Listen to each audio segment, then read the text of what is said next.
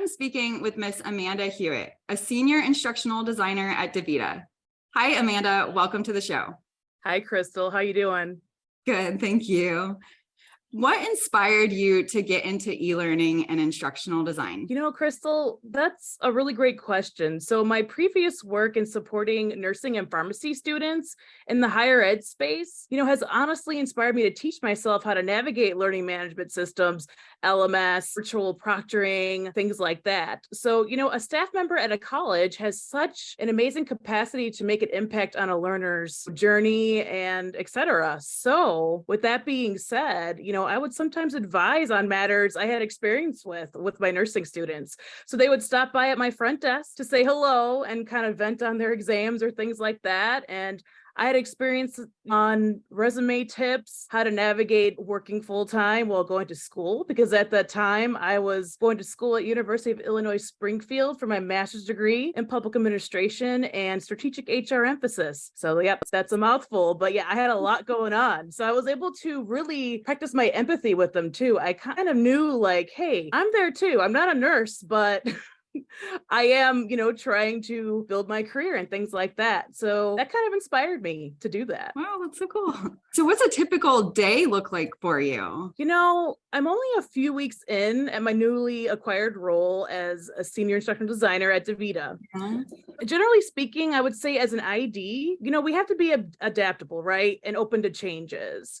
So most of us have creative passions and we may have initial expectations on that course build, right, Crystal? I'm sure you've experienced this, but the needs of our SMEs, our subject matter experts and clients come first. So Crystal, I'm sure from your past experience, a complete course is not always the answer, for a learning solution. QRG, quick reference guide, or a job aid may suffice. So it's important to have those realistic expectations. Unless you're a freelancer with clients and have like a robust client need for full-on from scratch course builds, I would say just try to have realistic expectations, if that makes sense. Because right now I'm just doing PowerPoint flips for existing courses.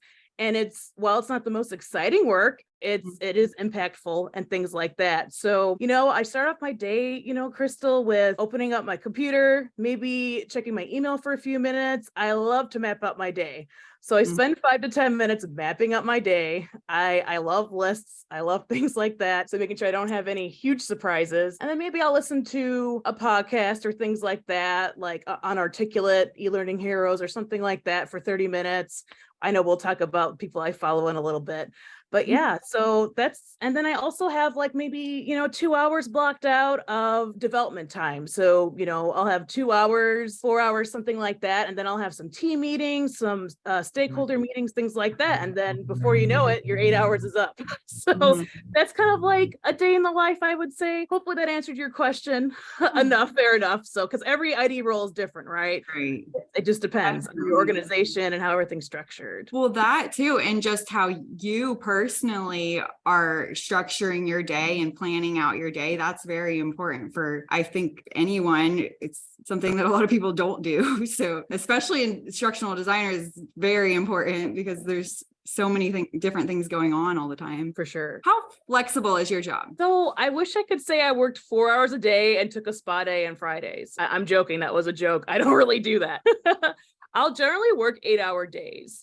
Crystal, some ID roles are salaried like mine, or they're hourly. So it just depends on the organization and their structure. So I will generally work 8-hour days. I'm salaried, so there may be a day where I work a little longer, for example, to work on a deliverable, a tight deadline, but that's my prerogative.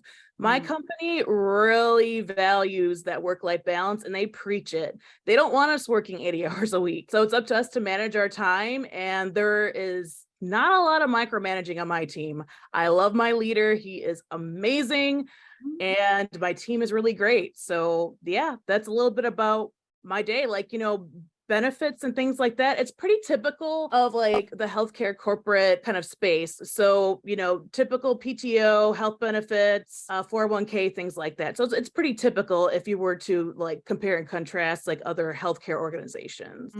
Yeah, that's awesome. And two, you mentioning how you love your team, that's super important. And it seems like pretty common with instructional designers. They love their jobs and their teams. So how has your time working in the healthcare industry impacted your approach to instructional design? So Crystal, I really love this question when I was preparing for it. So due to my experiences in the healthcare industry, I am familiar on like how clinicians operate and how they approach certain situations. So I would say that it has shaped me more into an empathetic human with the true purpose in life, which is to always try my best to help others. On a personal note, Crystal, I volunteer my time on weekends and weeknights. I run 2 different post-traumatic stress support pages, a public page, a private page, and then a second page. So it's just really exciting to be able to, I design social media content, quotes, things like that. I reshare posts, articles, things like that. And it really gives trauma patients like a voice, and my groups are open to non-combat and combat folks with PTSD. So folks who have been at war, or folks who were run over by a car or had domestic abuse, unfortunately, in the home, things like that. So I would say just my experiences have really shaped me into an empathetic person. So my journey to healthcare, instructional design, and general like learning and development, L&D space, guys, about 8 years ago, it started at a local hospital in central Illinois. So I served 2 very busy and impactful years as a frontline health information management medical records person. This role was one of the most challenging roles I've ever had, and it was like my first official corporate healthcare role. So my team dealt with fast-paced phones, emails, calls, and in-person encounters. I was tasked with many like technical things as well, and we had a lot of turnover because nobody wanted to work second shift. I worked 2 p.m. to 10 p.m., so nobody wanted to work that shift. So I was tasked with creating job aids and quick reference guides for the new hires because the managers weren't really present, and because they worked 8 to 4. That kind of inspired me to kind of pursue instructional design in the healthcare space, and I never looked back. So I love that. And I love how passionate you are about it. And specifically in the healthcare industry, I can see that being a very rewarding job. You seem perfect for it too. That's awesome. It definitely is, Crystal. And to be honest, I didn't plan on being in healthcare ID industry. It just kind of found me, with my work in the clinical higher ed space, with student development and LMS and clerical support at the nursing college, St. John's in Springfield, Illinois. And then I moved on to working at a pharmacy college in St. Louis, and now I'm at DaVita. And before that, I was at a behavioral health organization a little under a year. Yeah. So it's just, isn't it amazing? Like our experiences and things like that. We don't always plan it. So right.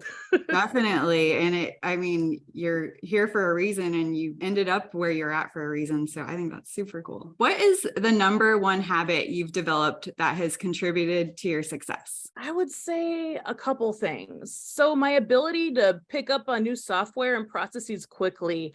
And you mentioned this, but my positive energy.